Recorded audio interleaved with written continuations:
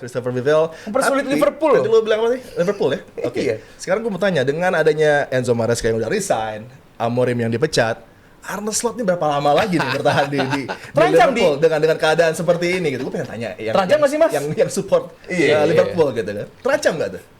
Kalau gue udah nggak ada trust ya. Cepet juga nih. Gue maksudnya dengan apa yang ya kita nggak menafikan apa yang dia dapat dari musim lalu lah ya. Very very special, melewati semua ekspektasi. Tapi ketika musim baru datang, dia sama sekali nggak bisa at least mempertahankan standar itu. Dan mau dibilang lu kehilangan pemain, lo mau dibilang apapun lah, segala macem, itu kan faktor yang harusnya bisa lo selesaikan. Lo keluar di atas lapangan, pemain nunjukin something. Ini kayak kehilangan arah loh. Gaya main Liverpool itu jauh berbeda. The way they play, Kerkes di Bournemouth kayak apa sih? Bisa jadi kayak gini gitu. Frimpong bisa main nggak seperti dia main di Leverkusen. Decline gitu. semua. Banyak yang turun pemainnya. Dan kalau pemain turun, ya Pak, siapa yang lo harus tunjuk ya pelatih menurut gue. Dan gue melihat dia nggak punya solusi untuk bisa menyeimbangkan kapal ini gitu. Ada beberapa sparks, tapi nggak pernah dalam 90 menit lo meyakinkan banget nih permainan Liverpool. Turun naik dalam satu game. Dan lo bisa kecolongan dengan gol-gol yang menurut gue bukan kualitas Liverpool gitu. Lo kecolongan gol-gol seperti itu gitu. Mau dari bola mati kek, mau dari serangan balik, dari transisi, mau dari tendangan dari luar kotak penalti. Atau kemarin mau dari kick off ya? Habis 2-1, Gakpo udah buka baju ya kan? Menang nih. Sama kick off. Langsung gol. Itu banyak banget yang bukan karakter Liverpool dan gua nggak ngelihat dia punya solusi untuk memperbaiki ini sehingga dimanapun mereka akan melaju, mau di Champions League, mau di FA Cup, apalagi di Premier League. FA Cup lu gugur kan? Gue bilang mereka nggak akan, masih Palace. Carling. dia masih ketemu Barnsley kalau nggak salah. Dia nggak, gue nggak lihat di ujungnya akan ada trofi dari semua jalur yang akan dilewati. Untuk di musim ini nggak ada Untuk di musim ini. Sama kayak Dr. Hita. So peringkat 4 menurut gue udah the best yang bisa di offer oleh Arne Slot dengan apa yang dia tunjukin dengan tim ini, solusi yang bisa dia berikan, alternatif yang dia tawarkan, ya gue nggak lihat dia bisa megang tim ini gitu. Tapi ya karena kemarin dia udah berjejer bersama the big guys-nya Liverpool, posternya udah ada di situ, ya manajemen memberikan kesempatan pasti sampai akhir musim gitu. Nggak mungkin kayaknya di tengah musim dia diganti. Ya Mike, Liverpool ini tim yang legendaris gitu kan, dan mampu untuk bisa meraih juara di musim lalu yang tak terduga. Tapi legendaris juga bagaimana mereka coba mempertahankan gelarnya, melepas begitu saja. Ketika ada blip dari performance, mereka hancur lebur, sempat ada rentetan kekalahan yang mereka rasakan, membuat mereka dalam situasi yang begitu susah untuk bisa mempertahankan gelar. Lo sebenarnya menyangka nggak akan ada drop dari penampilan seperti ini dari sang pelatih Arne Slot untuk Liverpool, juga dengan tadi nggak ada penyelesaian dari masalah-masalah Liverpool? Liverpool sekarang posisi berapa? 4 masih. Jelek nggak itu? Dengan posisi pelatih. Jelek sih. Kalau ngelihat jaraknya dia sama posisi 3 mah jauh. Jelek sih. Cuman dengan posisi pelatih yang baru datang. Kayak udah setahun dia belum? Udah juara. Sama dia juga. Iya. Terus dropnya jauh banget gitu. That's why because dia tahun lalu udah ada standarnya segini, and now they're playing segini dan dia nggak bisa nyampe ke standarnya. Tapi dia kan kasih standar, dia sendiri yang bikin juara. Untuk sekarang I think masih give him a chance. Let's see ke depan.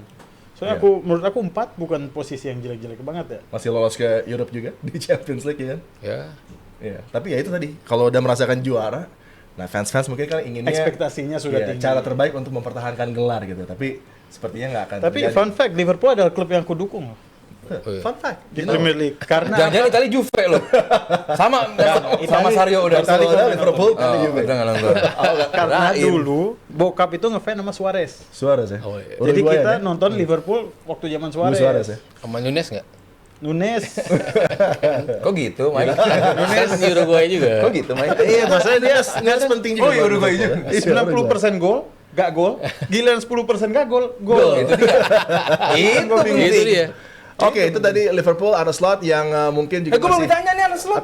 Enggak, lu nggak usah Arne Slot karena gue mau menuju ke Arsenal.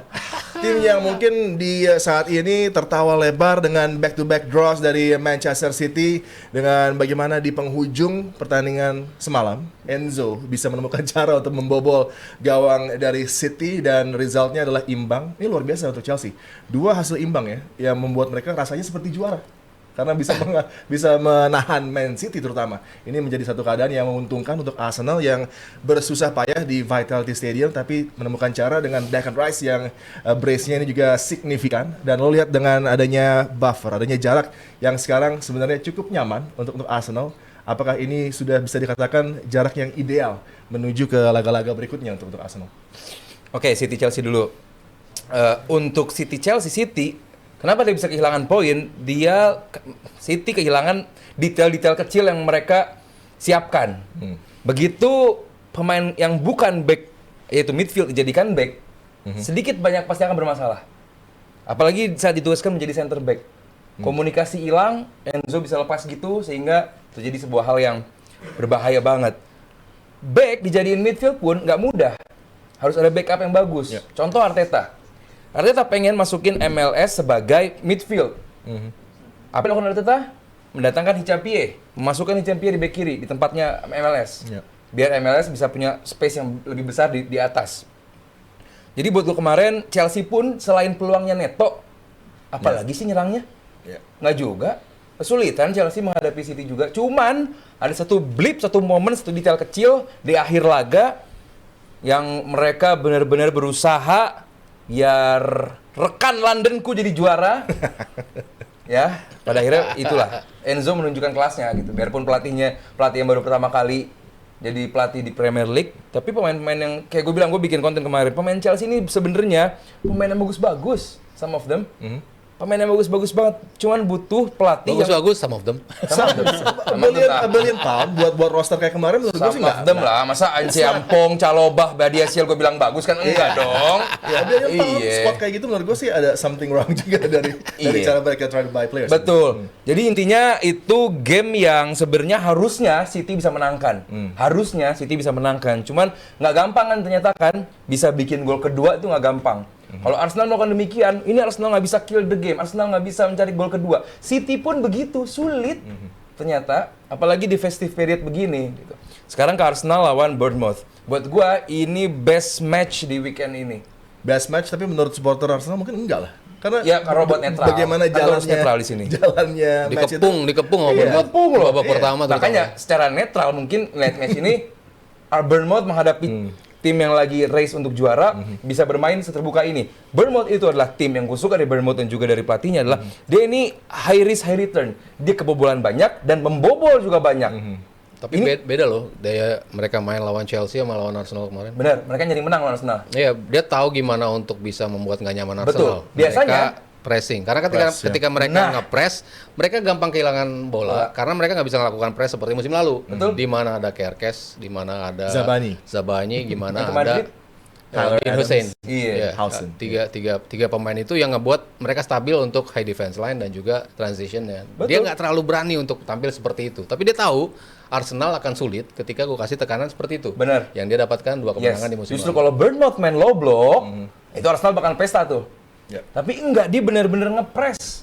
Bournemouth ngincar menang. Dan kalau itu waktunya dikasih lama lagi, gue sih itu kalau ada satu cross lagi bisa tuh. bahaya tuh. Nah itu Chris Kavanagh kelakuannya. Itu dia. Best defensive. Tapi kan udah lewat menitnya. Udah lewat dong Adi. Udah lewat menitnya. Tapi kan udah tinggal. Tapi bahkan di Liga Tembok Lebak Bulus aja. Iya. Dulu gue main tuh. Kenapa sih Adi kamu ngapain Arsenal menang? Kamu haters. I love Arsenal. Bola mati ya. I love masih bola hidup. Shout out. Makanya. Ya, tapi di momen itu aneh banget gitu karena itu harus dikasih satu chance lagi untuk bola dikirim. Ya gue masih nggak masalah. Chance aja belum tentu gol juga. Cuman yang mungkin kita belum banyak bicarakan di sini adalah seberapa bagusnya Declan Rice. No ya. Buat gue dia pemain terbaik dunia saat ini. Dunia. Siapa yang Declan Rice sekarang? Gonzales.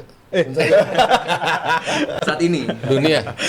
Iya. Zubimendi menurut gue lebih bagus. Come on. Kalau nggak ada Zubimendi Arsenal nggak kayak gini, Di.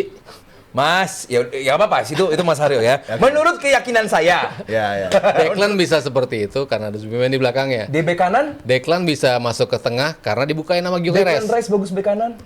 Iya, kemarin Iya, posisi betul, bek maksud kanan gua sangat bagusnya karena dia nggak 100% tim juga sih, nggak cuma Zubimendi doang. nggak sih, 100% semua juga. fit, tapi dipaksa main ternyata bisa bikin 2 gol. Jadi menurut Mas Haryo, Luar Zubimendi biasa. pemain terbaik dunia saat ini.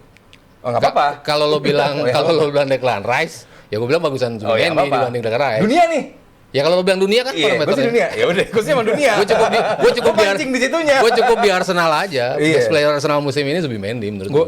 Declan Rice kemarin bener-bener menjadi bukan cuman dia leader tapi bukan kapten. Dia ngatur lini pertahanan, dia yang menenangkan Gabriel saat dia bikin error. Dia benar-benar melakukan semuanya. Creating chances, bikin gol, is the first brace di karir dia. Betul. Ini hal yang luar biasa bagi Declan Rice, cuman ya First brace di Premier League. Di karir deh. Lah yang lawan No, lawan si mungkin bukan di Premier League. lawan Madrid kan 2 tendangan bebas. Itu Champions League. Champions League mungkin Iya. Di Premier League. Iya, di Premier League mungkin ya. Di Premier League. Bener lagi dia. Jangan-jangan di Arsenal sebenarnya. Cuman itu gue pengen bicarakan bahwa pemain ini semoga sampai akhir musim jangan cedera karena ini pemain yang sangat Oke. benar-benar ya emang ada Zubimendi, cuman ini pemain yang perannya akan sangat-sangat Iya. sulit digantikan. Odegaard cedera, ada Eze sekarang. Saka cedera, Madueke lebih gila. Gyökeres cedera, sekarang Jesus masuk lagi, ada Merino juga di kiri. Ini semuanya bisa digantikan di Arsenal. Cuman kalau Declan Rice cedera, ini nggak ada yang bisa gantikan. Declan lebih vital musim lalu menurut gue sih. Iya. Untuk Arsenal Musim lalu wow. Gila-gilanya tuh Declan musim lalu. Oke. Itu. Jadi buat Ali Bawazir, buat para pecinta Arsenal ini adalah Sorry gue potong. Ya. Biar gampang atau di-approve gitu visa UK tuh apa di tips-tipsnya dicoba di. Mungkin JM Team perlu Kan tahu nih lama gitu. apa sih yang bikin visa UK ini di-approve Mempersiapkan gitu. Ini ya. Parade. Persiapkan parade ya. Cuma nanya doang gue Iya, bilang kalau di bilang interview, parade. kalau di interview bilang aja I want to spend my money in the United Kingdom. Udah langsung. Gue mau belanja. Yes, lolos. Iya, gue mau. Iya. Tapi kan abis itu dicek. apalagi Bewo kan. Iya, Ayo, udah. woi, masuk. Abis itu cek rekening. Ya segini doang. Kan bisa alasan saya aset. Saya aset. Oke, Mike terakhir. Kalau Arsenal tadi dalam kondisi yang oke nih menuju ke jalur juara untuk bisa melepas title dari tangan Liverpool, Barcelona lagi-lagi punya peluang luar biasa untuk kembali menjadi juara di La Liga. Lo optimis nggak dengan masih ada potensi kejaran dari Madrid? Optimis. Karena kita ada pemain terbaik dunia saat ini. Sorry, I like ya. him. Ada Pedri. Rafinya. Oh, Gue kira Yamal. keren Lamin. Yamal sejujurnya dia pemain yang bagus di posisinya. Cuman dia selalu di kanan, di sayap. Dia nggak pernah mau menusuk ke dalam. Seperti kurang ini. Tapi kalau Pedri, perannya penting sekali. Otaknya. Sekarang eranya gitu ya, midfield ya. Vitinha, Declan, Pedri. Semoga Ballon d'Or nanti lebih ke Makanya aku tadi waktu bilang pemain terbaik Declan Rice, aku langsung ngecek nih. Arsenal lawan Barcelona kapan nih? Kita tunggu aja. knockout ya. Oh, karena peringkat berapa Liga Champion? Wah, sorry saya tadi nggak Nggak ngeliat nih. ya. Aku bukan lagi mau ledek, nggak tahu doang berapa. Gue juga lupa. Di bawah ya? Jauh. Belasan. Oh, belasan. Oke. Sama Chelsea aja, sambil sama Chelsea aja kalah Sama Chelsea kalah ya. 3-0. Nggak, waktu itu emang lagi belum fit para pemain. Iya. Oke, terima kasih banyak JM Team yang udah setia untuk menyaksikan kita. Udah ada juga yang nyawer kayaknya dan udah nonton dari awal hingga akhir dan tentunya terima kasih untuk G-Force. Saksikan juga klip DPI di channel YouTube Dewan Pundit Indonesia dan terima kasih buat kalian bertiga yang sudah Thank you, Di. menemani Thank you, Mike. Keren. Thank you, Mike. adalah Ruben Amorim tidak Muy, muy lagi bien. menjadi pelatih dari Manchester United. Kita sudah bahas dengan sangat detail. Kita ketemu lagi di hari Rabu di DPI selanjutnya.